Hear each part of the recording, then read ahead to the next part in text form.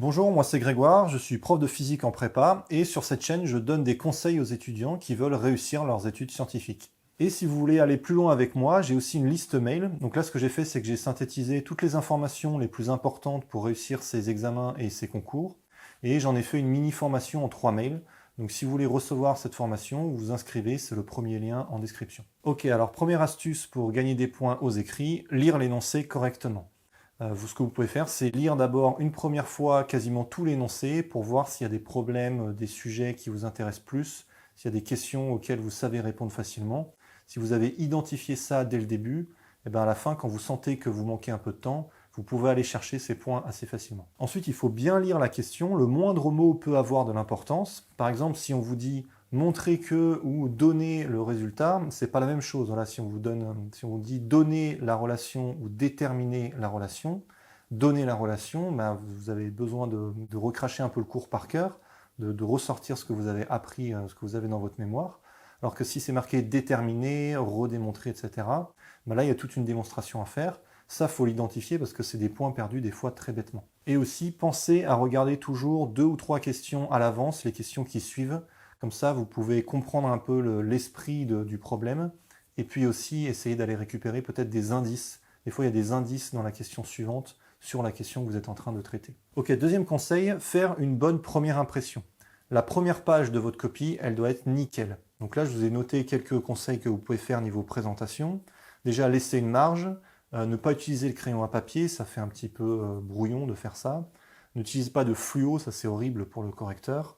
Encadrer tous les résultats. Donc normalement, dans les examens, dans les concours, vous n'êtes pas censé utiliser la couleur rouge, mais il faut essayer d'utiliser une autre couleur que le noir ou le bleu, la couleur sombre que vous utilisez pour écrire. Donc ce que vous pouvez faire, c'est encadrer en vert, par exemple. Pensez à bien aérer, à sauter des lignes si besoin. Peut-être même, moi ce que je faisais, c'est que je mettais un trait horizontal entre les questions pour bien séparer les questions. Écrivez gros, écrivez proprement. Bien sûr, faites attention à l'orthographe et à la grammaire. Respectez la numérotation. Essayez de faire les choses dans l'ordre si vous pouvez. Et s'il y a des choses qui sont faites un peu dans le désordre, ben, vous allez commencer à agacer le correcteur et ça, c'est pas bon. Mais au moins, essayez de respecter la numérotation, que le correcteur soit pas trop perdu. N'utilisez pas d'abréviation, en tout cas pas la première fois. Par exemple, en physique, il y a le principe fondamental de la dynamique. Souvent, on appelle ça le PFD en cours. Ne commencez pas votre copie en disant j'applique le PFD. Il faut expliquer au correcteur ce que vous êtes en train de faire. Bien sûr, lui, il sait ce que c'est, mais vous devez vous mettre un peu dans la peau de quelqu'un qui découvre le problème. Et donc, vous devez faire comme si vous vous expliquiez à quelqu'un qui ne connaît pas un peu les différents théorèmes, en tout cas des différentes abréviations. Donc n'utilisez pas les abréviations la première fois. S'il y a vraiment quelque chose qui revient très souvent, vous pouvez noter l'abréviation entre parenthèses et ensuite l'utiliser, mais surtout pas la première fois. Voilà, et utilisez du blanco, enlevez toutes les ratures que vous avez. Faites attention à ne pas coller les copies avec le blanco, voilà, essayez de faire ça correct, de faire ça le plus proprement possible. Et sinon, vous pouvez rayer à la règle, essayez de faire ça très proprement. Voilà, ne raturez pas vos erreurs, ça fait très mauvais effet. Ensuite, vous pouvez utiliser le brouillon. Vous pouvez, si vous êtes vraiment confiant dans votre réponse, ne perdez pas de temps, lancez-vous directement au propre. Mais si vous sentez que vous êtes un petit peu hésitant et que vous allez peut-être devoir effacer si vous êtes trompé, bah là c'est intéressant d'utiliser le brouillon, de développer un peu les calculs au brouillon. Voilà, ça, il faut vous entraîner avant, hein, le long de l'année, pour savoir ce qui est le mieux. D'abord se lancer au propre ou utiliser le brouillon. En tout cas, ayez toujours une feuille de brouillon à côté de vous et lancez les idées, les différentes idées que vous pouvez avoir sur cette feuille. Par exemple, il y a certains exercices où vous avez plusieurs méthodes possibles de résolution. Eh bien, écrivez ces différentes méthodes, parce que des fois, même moi, ça m'arrivait, ça arrive assez souvent, on se lance dans une méthode, et puis en fait, c'était pas vraiment la plus utile, la plus astucieuse. Et dans la précipitation et dans le stress, on oublie en fait qu'il y a d'autres méthodes possibles. Donc si vous avez écrit ces différentes pistes possibles au début sur votre brouillon, ben, ça peut vous aider. Troisième astuce, vous pouvez chercher les points faciles dans l'examen. Alors attention à bien comprendre ce que je veux dire par là. Le but, c'est pas de gratter des points à droite à gauche dans le désordre. Faut pas faire une sorte de papillonnage à essayer de survoler le sujet comme ça. Ça, c'est très mal vu par les correcteurs. Vous allez peut-être gagner quelques points, mais bon, ça ça va pas vous faire gagner beaucoup de points et c'est pas une bonne méthode. Donc évitez de gratter. Par contre, il y a peut-être, comme je le disais avant, il y a peut-être certaines parties que vous savez faire. Voilà, il faut avoir lu le sujet avant et vous n'êtes pas obligé de tout traiter dans l'ordre, hein. Vous pouvez commencer par les parties que vous voulez.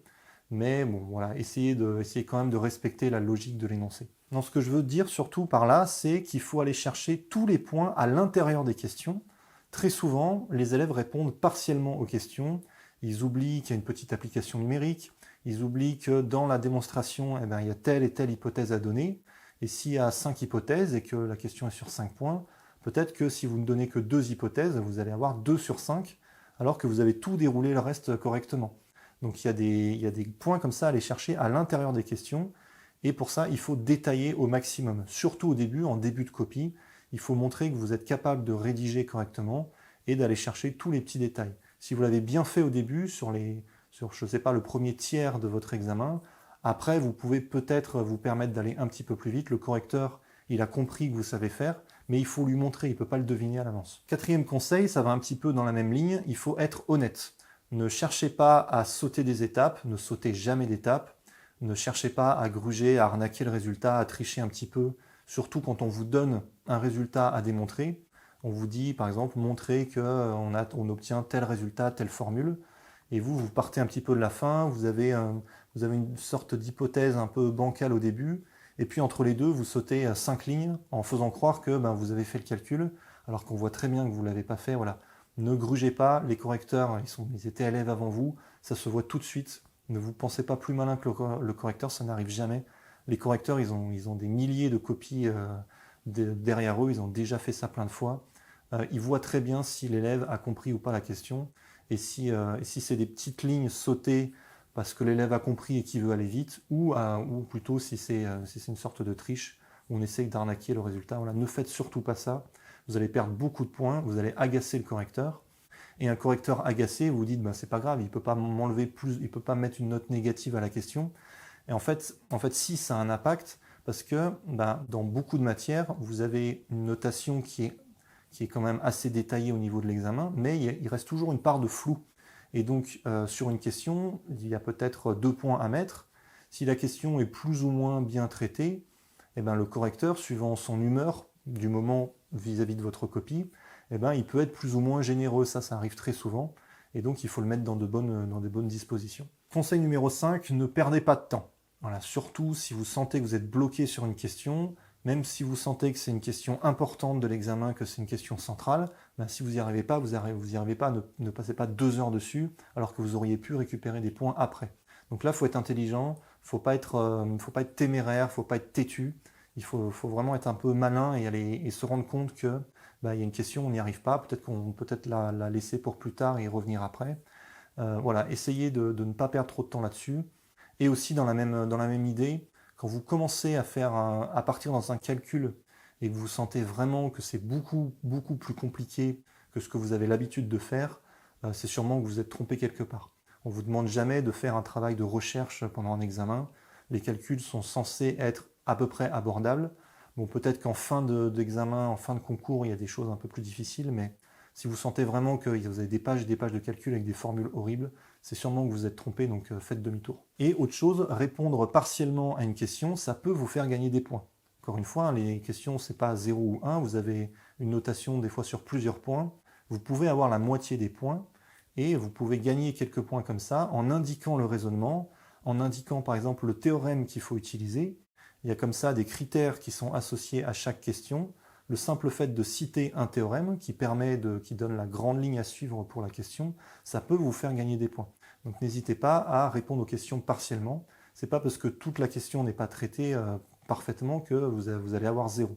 Donc n'hésitez pas à indiquer un petit peu l'esprit de la question, les pistes qui sont possibles.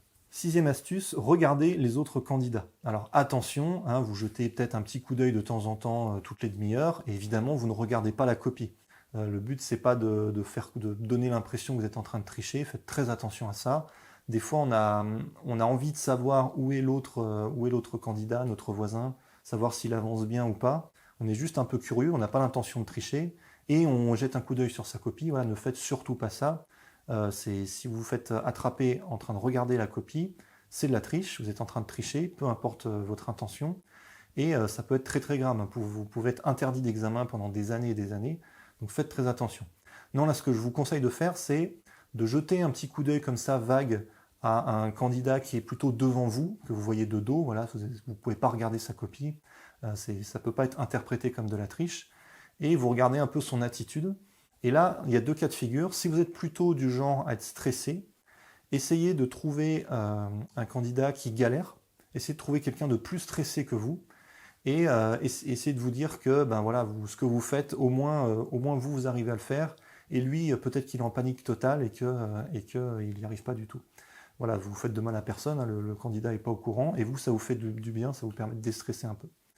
A l'inverse, si vous êtes du genre à ne pas suffisamment stresser, et ça arrive beaucoup plus souvent qu'on peut le croire, si vous n'êtes pas motivé, essayez de trouver un candidat qui, lui, au contraire, est motivé, et ce que vous pouvez faire, c'est imaginer qu'il a le même niveau que vous, qu'il a révisé autant que vous, et ce que vous pouvez faire, c'est vous mettre un peu en compétition avec lui. Voilà, si vous n'êtes pas motivé, il va falloir trouver quelque chose pour vous réveiller un peu, parce que voilà, vous êtes sur un examen qui est peut-être important, et vous sentez que vous n'arrivez pas vraiment à vous mettre dedans, ben un peu de compétition comme ça peut faire du bien. Et troisième cas de figure, si vraiment ça vous gêne trop de prendre en compte ce que font les autres, voilà, si les deux conseils que je vous ai donnés, ça vous parle pas trop, ben au contraire, voilà, essayez de vous mettre des œillères, essayez de ne pas prendre en compte ce que font les autres candidats et de vous concentrer sur votre copie. Septième conseil, gardez du temps à la fin pour vous relire. Il y a trop peu d'élèves qui font ça, c'est vraiment très important, c'est une petite astuce très simple qui vous permet de gagner plein de points. On fait tous des erreurs, quasiment tous les étudiants font des erreurs dans leur copie, et le fait de se relire, très souvent, vous allez vous en rendre compte en fait, vous allez avoir un peu de recul. La question, vous l'avez peut-être traitée il y a 1 heure ou 2, vous avez un regard un peu plus neuf sur la question, et même le simple fait de se relire, ça vous permet de voir certaines erreurs un peu bêtes. Des fois, en sciences, vous faites des erreurs de signes, vous faites des erreurs en recopiant votre propre écriture. Là, vous avez une formule qui est au recto et il faut que vous continuiez le calcul au verso. Moi, ça m'est déjà arrivé, ça, de me tromper dans la formule. Et heureusement, en me relisant à la fin, je m'en suis rendu compte. Mais en tant que correcteur, j'ai déjà vu aussi des élèves qui écrivaient tellement mal qu'ils n'arrivaient pas à relire leur propre écriture et ils faisaient des erreurs en recopiant la ligne du dessus. Et donc vous avez comme ça des expressions qui dérivent et un signe moins qui apparaît alors que c'était juste une tâche avant. Voilà, donc ça, en vous relisant, vous allez le voir tout de suite. Vous pouvez vous dire c'est du temps perdu, je perds 10 minutes, 15 minutes à la fin de l'épreuve, je pourrais faire d'autres questions, mais je vous assure que ça va vous faire gagner des points beaucoup plus que si vous vous acharnez sur des questions supplémentaires.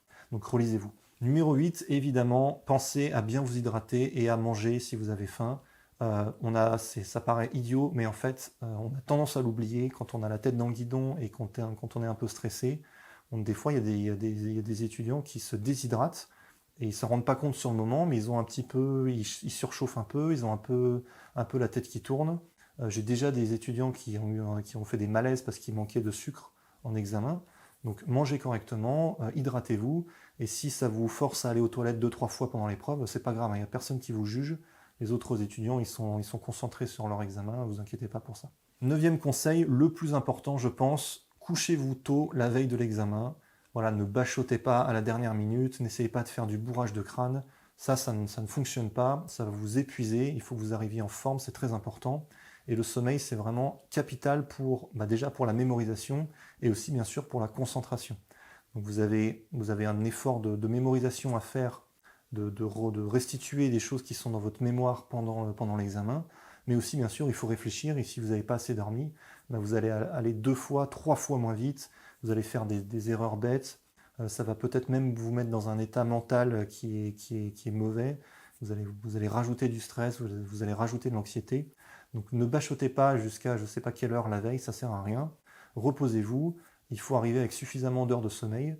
Et en plus, peut-être que si vous commencez à travailler pendant la nuit, ça va vous mettre dans un état de stress et vous allez moins bien dormir que si vous étiez couché plus tôt. Donc couchez-vous tôt, faites attention à ça, le sommeil c'est super important bien sûr.